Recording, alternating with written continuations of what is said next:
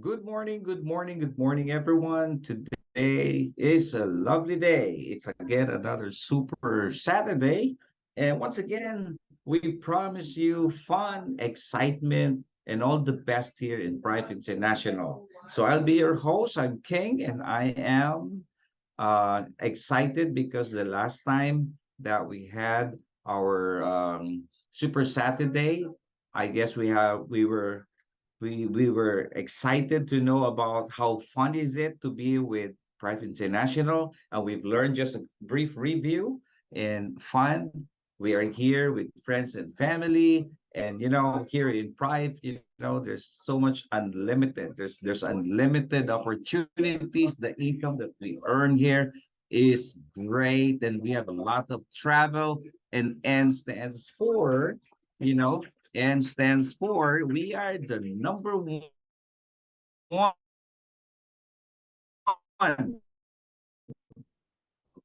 okay, number one company. We are with the number one leaders here in the industry.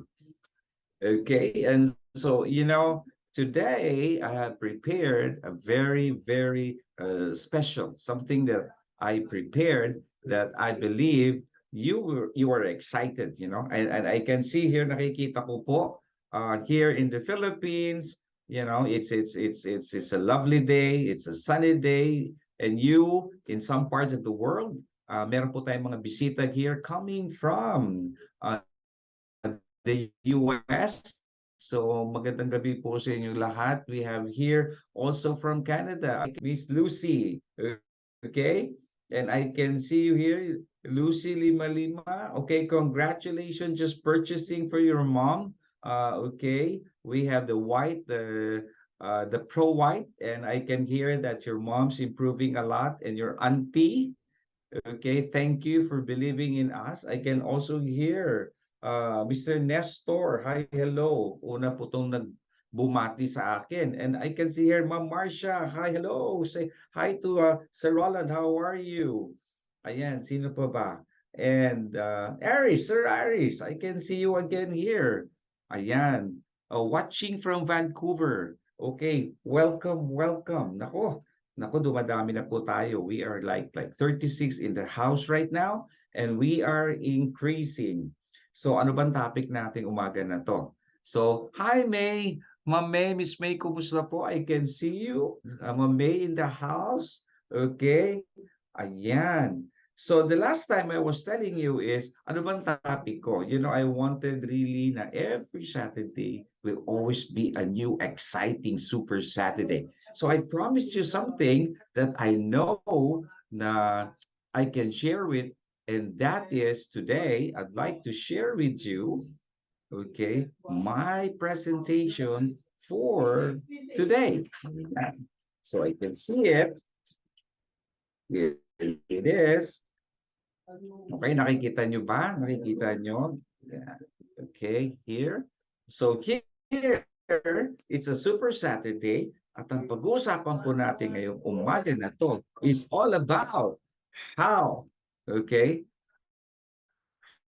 how to handle objection.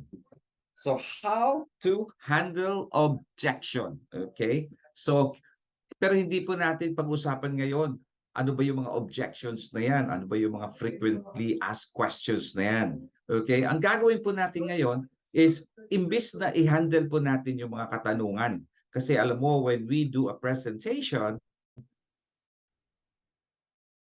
you we do it for 45 minutes, a lot of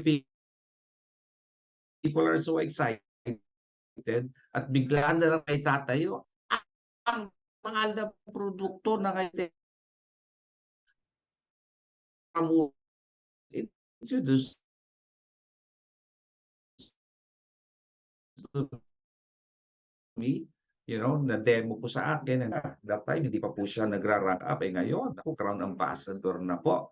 Okay? Excited ako, binili ko agad yung produkto. Talagang nagbarites ako na ang galing ng produkto. And I was starting to tell my friends, and I demoed sa my friends, and they started to look at the online shopping. Nakita nila, King, ang mura lang pala. And things like that.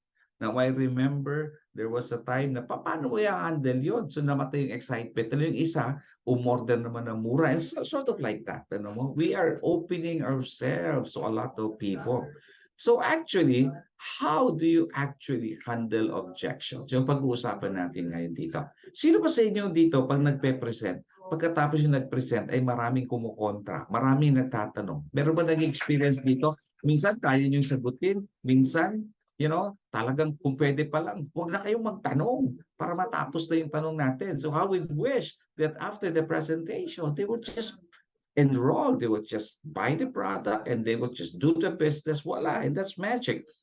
But in the sales process, as we do the presentation, handling objection has always been a part of the presentation. Okay. But now I will not talk. I would rather block it and not overcome the objections. Iba po yung handling objections. Okay. So where do I come from? I'm coming from the background of sales and as a businessman. Po, karamihan po dito are into network marketing, but some are not really into it. Isang objection pa yon. Naku, networking na naman yan. Naku, hype na naman yan. There's a lot of things that we need to handle.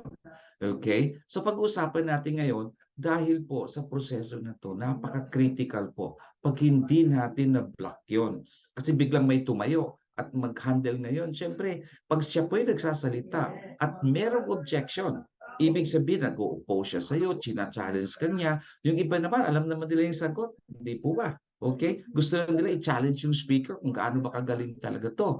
Yung iba naman, ayaw talagang magtanong kasi ayaw nilang mapahiya. Okay? Ayaw nilang magmukhang tanga na walang alam. Am I right? Can you relate with me? Totoo po yun. Okay? So wag na po natin paantayin pa na pag nag-object kasi siya, pag inantay pa natin matapos yung seminar natin ng after 45 minutes, saka biglang may tatanong, baka huli na yon. Kasi pag nag-object po yung tao, bias na siya eh. Nasa isip niya, pwede siyang magbago yung isip niya na hindi na niya itutuloy yung pagbili ng product natin or hindi na siya sasali sa negosyo natin. So disaster po yun. So ang gagawin po natin ngayon, ano ba yung mga steps na kailangan natin? Ano ba yung mga strategy na kailangan natin gawin para hindi po tayo ma-corner, hindi po tayo malagay sa alanganin at na-spotlight ka tuloy. Ang saya-saya ng presentation mo, biglang may nag-object. Okay? So, me as a salesperson, alam niyo po, naging bahagi na po ng buhay ko to. Kasi nung maliit pa po ako, I already grew up in business. Laking palengke po ako. I was into retail business, wholesale business, at alam ko po kung kailan po yung tao na magko-complain or siguro hindi mo siya na-satisfy or hindi mo kaya nahanda yung sarili mo in the presentation. So alas sa totoo lang po, hindi naman mahirap i-handle yung objection, lalo na pag handang-handa po kayo. Kaya lang may mga tanong po na hindi niyo napaghandaan. Siguro hindi niyo na-practice o di kaya hindi niyo pa talaga na-encounter. Kaya please, never attempt, okay, to overcome it, okay? Just block it. Unahan niyo na po during the presentation. So paano ba natin iba-block yung objection? Okay? So una sa lahat, kailangan po heads up tayo ngayon. Anong ibig sabihin? With confidence yan. Hindi pwede pag umarap ka, kasi kunyari nasa presentation ka, kahit na one-on-one or 5 o 10, o siguro marami, 50, 100. Okay? Hindi pwedeng alanganin ka, kailangan heads up. O sino ba dito, pag meron na nagtatanong, kailangan you are over and above. Hindi po kayo takot sagutin yung mga tanong. Meron ba dito? Of course. Ang tatapang kaya ng ating mga distributors, mga leaders po natin sa negosyo na to. Okay? Ayan. So, ang gagawin po natin, taas noo lang tayo. Kunwari, alam natin ang sagot. Sa totoo lang. Kasi pag kinarir niyo po yung alam niyo yung sagot, minsan kinakabahan ka eh. So, nagkukunwari ka, magaling ka, lalo na po kung bago kayo.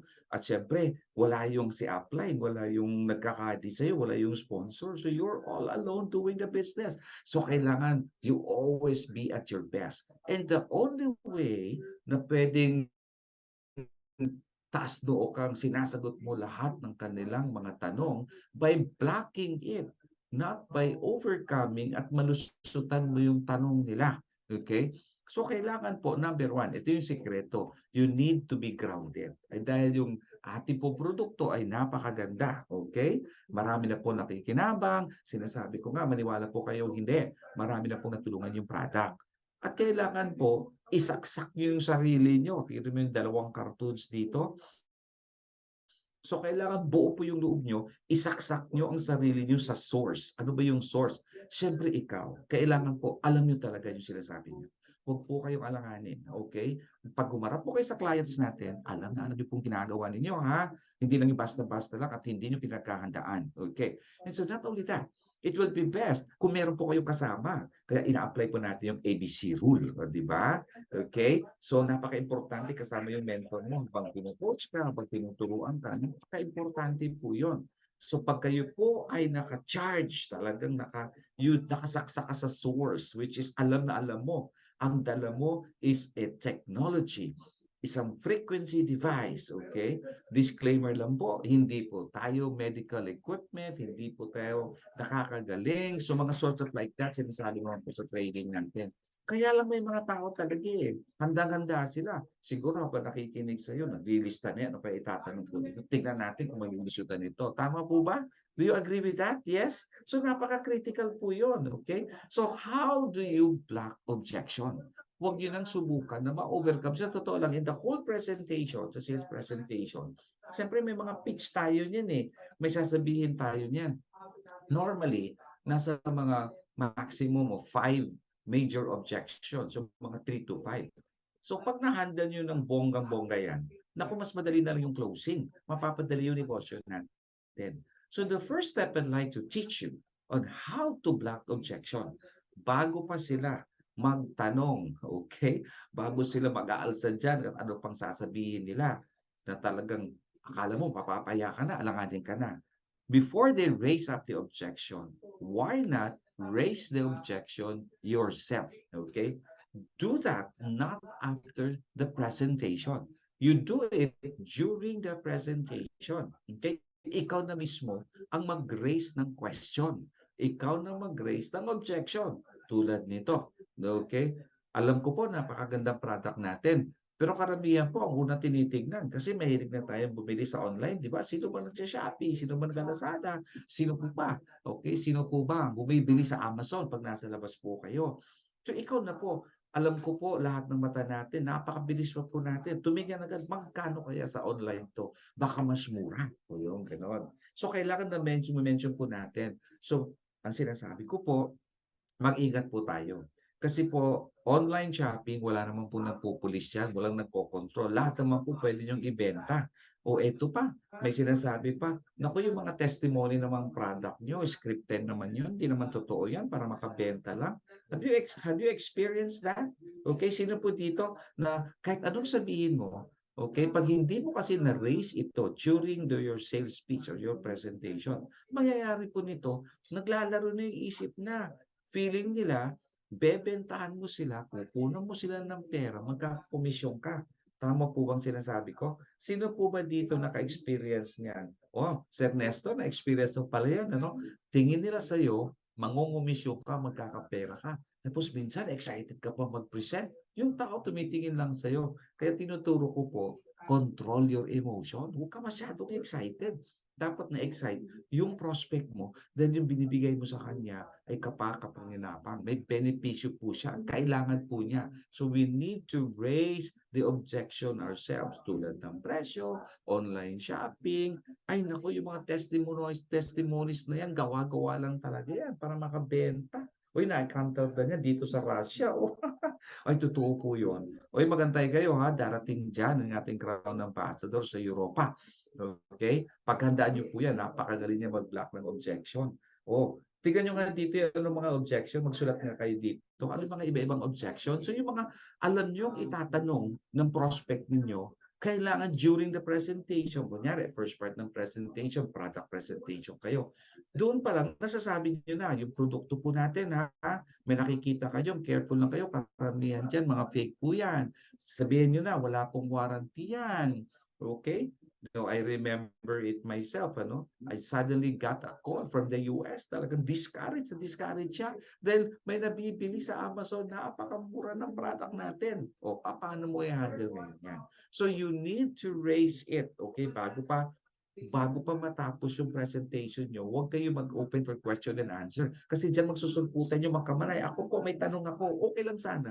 Kung frequently asked question, madali lang yon. Pero pag objection, anong ibig sabihin nun? Talaga i-challenge ka. Talagang, I protest. Hindi totoo yung sinabi mo. Okay?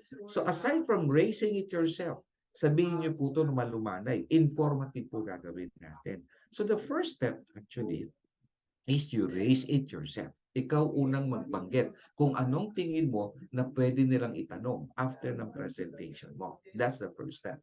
The second step is you offer to resolve it. Anong ibig sabihin? Ma'am, pwede naman po kayo bumili sa Shopee, sa Lazada, lahat naman po nabibili niyan. Kung ako nga bumibili ng mga electronics, dala na po ako. Bakit? Naku, paano kung pag natanggap mo, sira na, wala pang warranty. Lalo na yung product natin, electrical device po ito. Okay? Nakakasiguro po kayo na meron po tayong warranty niyan. Okay, may opisina po, bumili po kayo sa legit na mga distributor. Yung mga ganyan. So alam natin na mapapagaan yung pag nakikinig siya sa inyo, iba talaga pagkausap niya legit. Tama po ba? Okay? Ayan, sabi ni Ma'am Luisa, naku, networking, commission nyo added sa product, kaya mahal. Totoo po yun. So, paano nyo po yun i-handle yun? So, i-handle nyo po yan, hindi sa product ha. I-handle po natin yan pagdating na doon sa magkano ba ang presyo or nasa business part na tayo. Kailangan po, meron tayong nakahandang solusyon. Okay, dahan-dahan po natin sasabihin yon. So, ang gagawin po natin, yung first step is kailangan, we need to raise it ourselves. Okay? Tayo po munang magbanggit. Para po, pag nabanggit na natin yan, hindi na sila magtatanong uli. Pero kung nabanggit mo, pero wala ka, hindi ka nag-offer ng solusyon, para yung kanilang agam-agam sa utak nila na nagdududa sila, pagdudahan na nila yung duda nila. Yun po ang importante doon. Kasi pag nag-offer po tayo para ma-resolve yung kanilang pagdududa, napakaganda po ng step noon. Para hindi na natin kailangan i-overcome pa yung objections nila. Okay? So, ayan.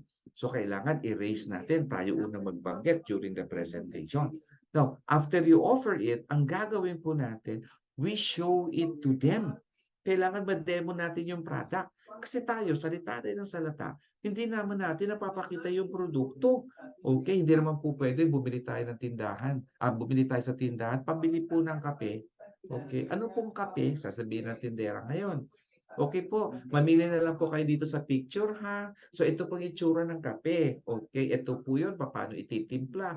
Huwag po ganon. Okay, kailangan meron po kayong handang produkto o dala-dala niyo po yung produkto pag nag-present po kayo. Okay, lalo na pag one-on-one, o binisitahan mo yung kaibigan mo, kapatid mo, kabarkada mo. Pag napakita mo yung gaano kaganda yung product natin, at sasabihin ko nga, kahapon nga, nandito sa office ako eh. Sabi nila, oh, may instant effect po yan.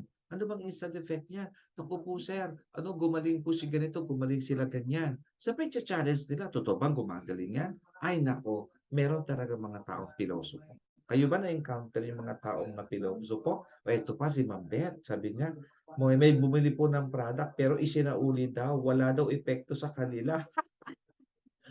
Actually, totoo po yun. Kasi hindi naman lahat agad umiepekto. Okay, sabi nila, yung iba gumagaling, agad-agad, kagaya ko, naitaas ko yung kamay ko. Eh di bumili agad ako. Kaya lang, nung makita ko sa online, napakamura, hindi na po ako nagbenta pa. 2 years ago, yan po ang rason. Bakit hindi ko po ginawa yung negosyo? Napahiya po ako. Meron namang bumili ng murang-mura. Pagdating, maliit na box, yung parang miniature lang. Nagkaroon po ako ng sad experience nung nagsimula po ako 2 years ago. Tumahimik na lang po ako. Okay, sa aking kaibigan, yung ating Crown Ambassador. Kasi bumili lang ako dahil kaibigan ko siya. Okay, ano ba naman yung 16,000 noon nung nagsimula pa yung produkto. Kaya lang ginawa ko na lang po na blower, sa totoo lang. Kasi hindi po na-handle ang objection. Kasi hindi na po ako nagtanong pa ka Ma'am Gloria. Alam niyo po yon? Ayoko na napalakihin pa yung kwento na yan. Bigla na lang po ako nagwala ng laho kasi alam ko ang mura, ang mahal ng benta ninyo. So kailangan yung sinasabi niyo po na walang epekto, ito yung china-challenge ko sa kanila, ginawa ko sa demo kahapon. Papaano 'pag sinabi ko sa inyo may instant effect? Seconds lang may epekto ulit. Bilhin niyo 'tong produkto na 'to, 18,240, $320, $380. 'Pag walang epekto, dodoblehin ko bayad niyo at itong produkto sa inyo na. O kaya niyo yung challenge na 'yan? Kaya niyong gawin 'yan? Naku, sir, totoo ka? Yeah, o magbayad ka ngayon. So ako naman siyempre sabi ko sa'yo 'di ba, kailangan heads up ka, grounded ka, alam mo talaga yung sinasabi mo. Kaya ginawa ko, kinuha ko yung device. Ito po, epekto po. So may bago silang ano ngayon, prospect. Andun sa harapan ko, "Ma'am, paano ngayon? 'Pag ginamit ko sa iyo 'to, instantly may epekto sa iyo. Bibili ka or hindi?" Sabi niya, "Sir, sabi niyo, 'pag walang epekto sa akin 'yan, sir, yung ibabayad ko sa iyo, dodoblehin mo, tapos ibibigay mo pang produkto sa akin." 'Di panalong-panalo siya. "Oh, kayo po Sir Aris kaya niyong gawin 'yan? O sige nga magtapatan tayo. Hindi ano, Ma'am May kaya mong gawin 'yon? Oh, ano ba mga instant effect yung nararamdaman mo?" Pati ikaw kakabahan, natawa si Sir Aris, oh.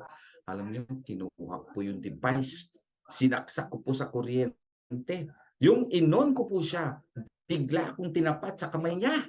Sabi niya, "Ay, ang init." O 'di ba ma'am, may instant effect? Yan ang sinasabi ko, mainit.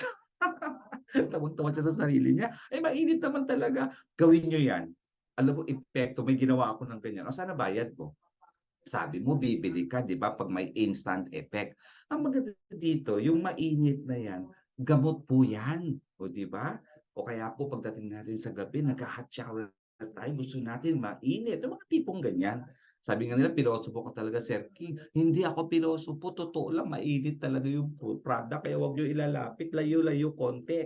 'Pag minsan po 'pag matagalan na, naku alam niyo po na nagugustuhan nila yung init, ayan. May nag-deal pa raw ng premium, ko si Miss Russia na naman 'to, matagal, okey.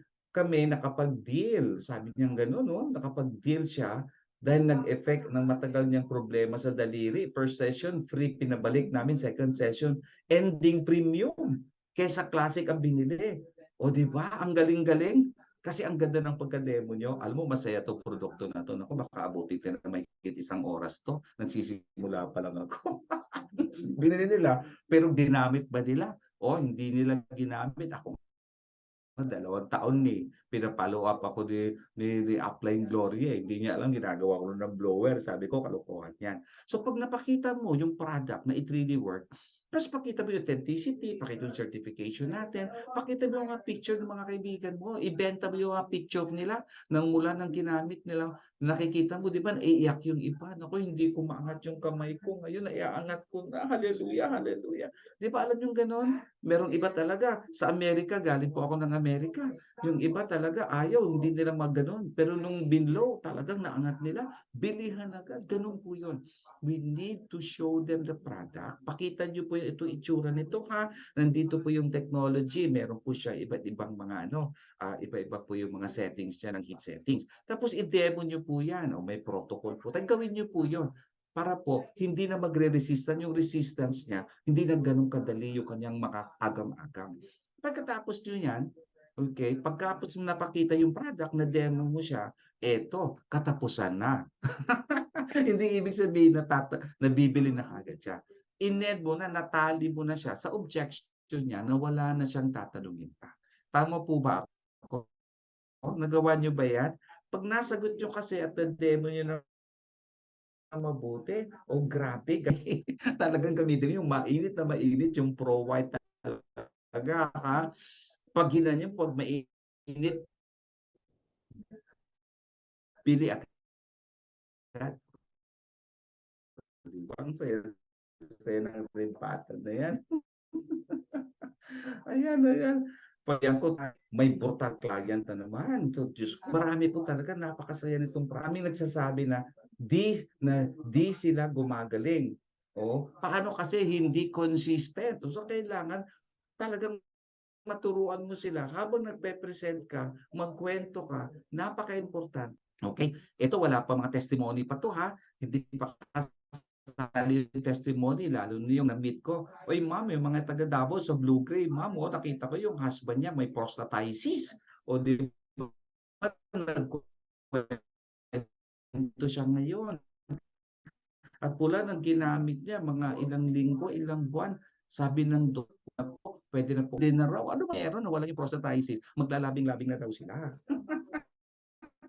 Ang saya-saya. Okay. Ayan. So marami pa po. Eto ngayon. Ngayon, nung na-raise mo na at na-i-discuss mo na ngayon, ano ba goal natin ngayon? Sinasabi ko, nabigyan na ng rosas yan. Tignan mo, race, may color R-O-S-E. Yan po ang meaning ng rosas. Pag meron pong naghahandle ng objection, bigyan na yan ng rosas. O alam mo na yung acronym natin. Ano yung rose? O R is you raise it yourself. O may bago na naman tayo. Last time, fun. Ngayon naman, how do you handle objection? Bigyan ng rosas para ma-block mo na yan at wala nang maraming tanong. Are you learning from me? So what does R stands for? Raise it yourself. Ikaw una magbanggit during the presentation, not after the presentation. Number 2, offer to resolve it. Habang nagdi-discuss ka, bigyan mo ngayon ng solusyon, ipakita mo yung product, napakagaan, napakadali lang po gamitin itong produkto, hindi po kailangan mag-isip, i-on nyo lang. Pero hindi naman umaandar, hindi naman sir umaandar. Ma'am naman, pag may time, isaksak nyo rin po sa kuryente. Yung mga tipong ganyan, kasi yung iba, tatanga-tanga lang talaga. O di ba? Parang yung bio natin, hindi naman umiinit.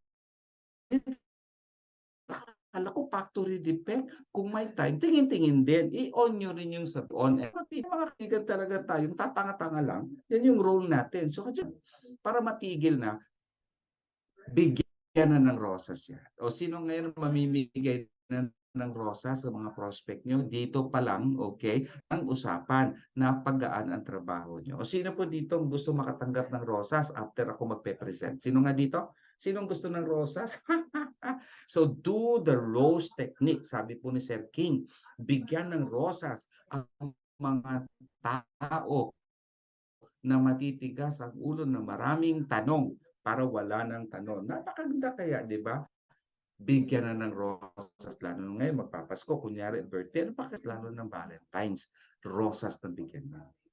So our goal actually, okay, ano pa po ang goal natin? Ayan, bakit hindi gumagalaw? Sabi ko, bibigyan ng goal. Naku, hindi na gumalaw. Sinabi ko lang, rosas, hindi na gumalaw ang aking presentation. What happened? Ang goal po natin, mga kaibigan, is yung kanilang, kung nakikita mo yung 45-degree angle natin, sa kabila, napapasok yung resistance. At sa kabila, yung closing the sale. Paano, bago mo kasi ma-close yung benta or mapasali mo siya sa business, meron talagang resistance. Yung resistance na yon, yan yung resistance nila na kailangan mo i-handle. Pero pag i-handle mo siya, makatapos ka ng mag-present, baka huli na lahat, nakapag-isip na yung tao, on the left may resistance. Ang goal po natin nito is yung resistance nila ay bumaba. Habang bumababa yung kanilang pagkukontra sa presentation mo, napupunta yon na bibili sila ng produkto, maku-close mo yung sale at gagawin nila yung negosyo. Hindi po ba? Okay? Kasi kung dami nilang kontra, dami nilang tanong, hindi nasasagot. Siguro because of sad experience, nalugi sila noong warranty, hindi naturuan. Okay? So anong gawin natin during the presentation?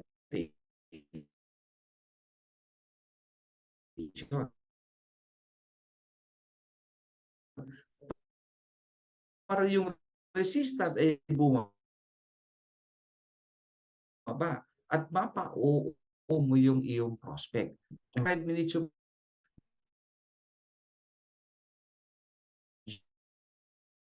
due presentation kaya para ma-close mo ang customer, hindi number one objection dito. Number one, naka-objection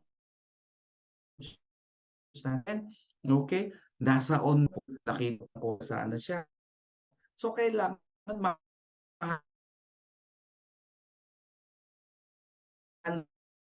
natin yung mga objections.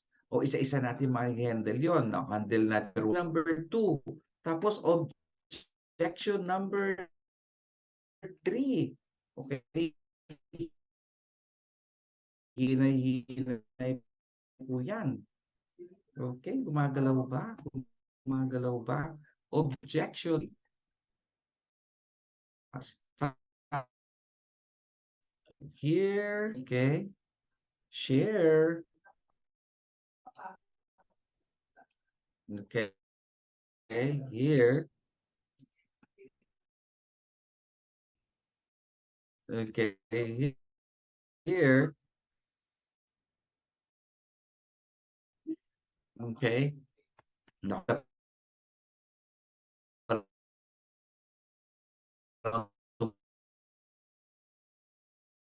Presentation. Okay? Anyway, na po natin. Are you following na po ba tayo? Tignan natin ngayon. Okay, here. Wait. Host me. Let me share my screen again.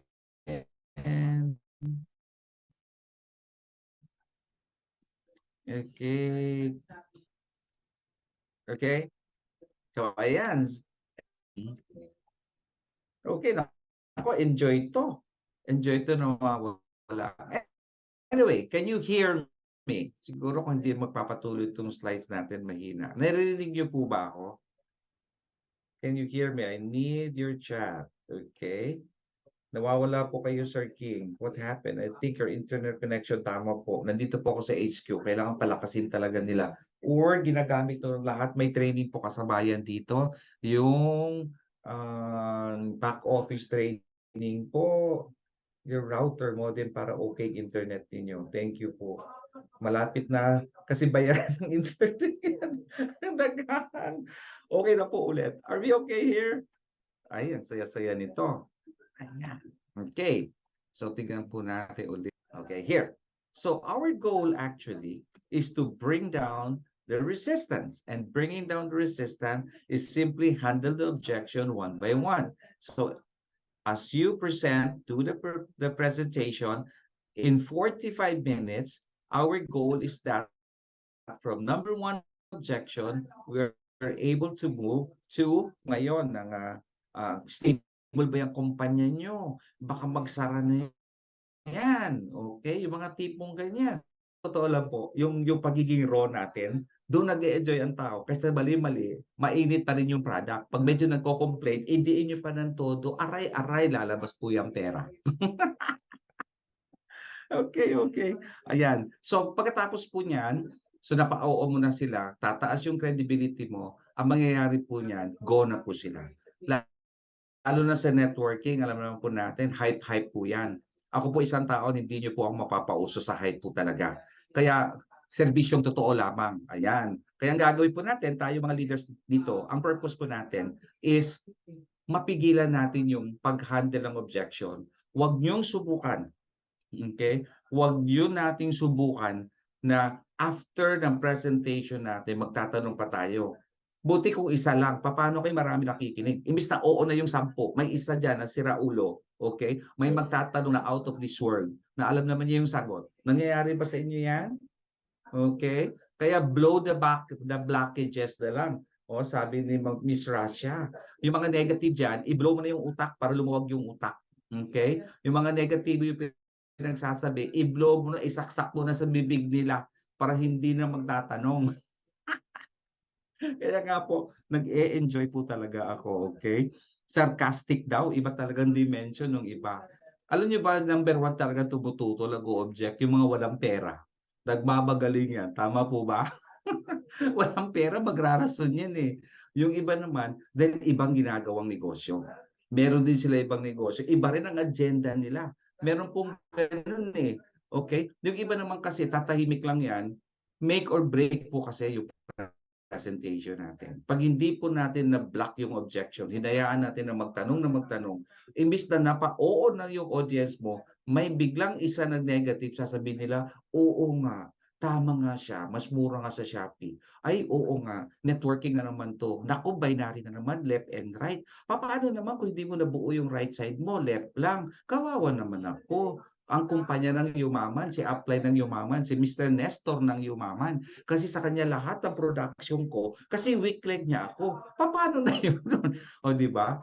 Pero hindi po nila alam yung strength ng marketing plan natin. Kahit na isa lang po ang strong leg nyo. Pero may mga leaders po kayo, kikita pa rin po kayo. Bakit po? Meron po tayong leadership bonus. Okay, tatapatan ng kumpanya yung kinikita ng direct mo. Magkano? 10% yun. E paano ngayon ang direct mo? Ang Crown Ambassador, si Miss Gloria. Kumikita, palagay natin, 10 milyon isang buwan. Hindi pala palagay yun, yun ang kinikita niya. 10% ka. Okay lang ba 1 million sa'yo, sir? Okay na? Wala kang right, left lang. Kaya lang direct mo siya. Kaya napaganda. Pag nalaman nila, meron palang ganun. O hindi lang. Yung second direct mo, yung direct ng direct mo, may 5% ka doon. Sa second level, may 5%. Kung ikaw, silver ang account mo, hanggang 4th level, hanggang 6th level, ang daming pera dito. Talaga? O kaya tumahimik ka na, o pirma na, pirma na. O ayan sa ng card mo, marami kang sat-sat. O di ba, ganun lang yon. Kaya grab the person, grab the sale. Okay? Huwag yung pagtimpik-timpik. Di ba? Sabi ko nga yung grab, get ready and believe. Kailangan paniwalaan nyo po na ikaw yung right person para doon sa ating negosyo na to. Ayan. So, marami na kayo nag-network. So, nasagot mo na yon. Hindi lang po yan. Meron tayong level pairing, ganun. Kaya sabi ko po sa inyo, saka makakita ng produkto na napaka-effective. Bakit ma-effective? By instant effect. Mainit nga ang product eh. Mainit. Kaya pag sobrang init, sabi mo, layo naman pag may time. Pero sa totoo po, sa kakademo ko, wala pa naman nasunog na balat. Wala, mainit lang. So, ibig sabihin effective. Kaya tumatagos po ang init up to 30 cm. Kulang-kulang na lang isang ruler po yan. Yung pag na-explain mo yung objection na yan, maniniwala na po sila. Ayan. So, meron pa tayong ibang profit sharing. So, marami pa po talaga. So, sana po nag-enjoy kayo. Alam ko, putol-putol po tayo. Pero sa mga naiwan po, I promise you, next time sisiguruhin ko na po ito.